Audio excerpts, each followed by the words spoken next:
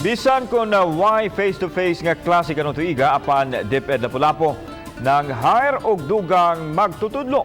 Siluan meron din sa report.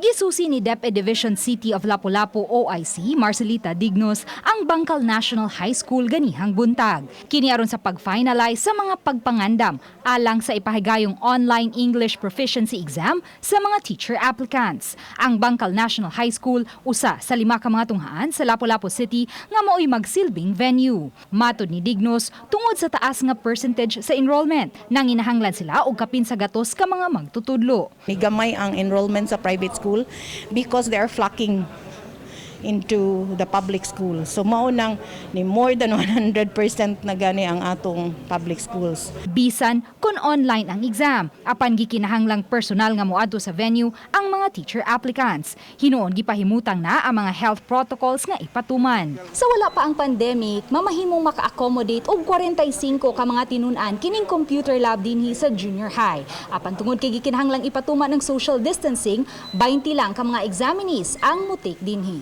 Moabot sa 511 ka mga teacher applicants ang mukuha sa pasulit karong Agosto 18 ug 19 sa 5 ka mga tunghaan sa syudad sa Lapu-Lapu. Gikan sa pagsud sa gate, so magkuan sila sa temperature, magkuha sila sa thermogun to be done by the security officer nila.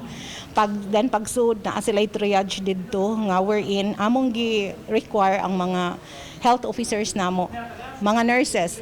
We assigned 2 nurses every school. Uban ni Godfrey Relien, Luan Merondina, Balitang Bisdak.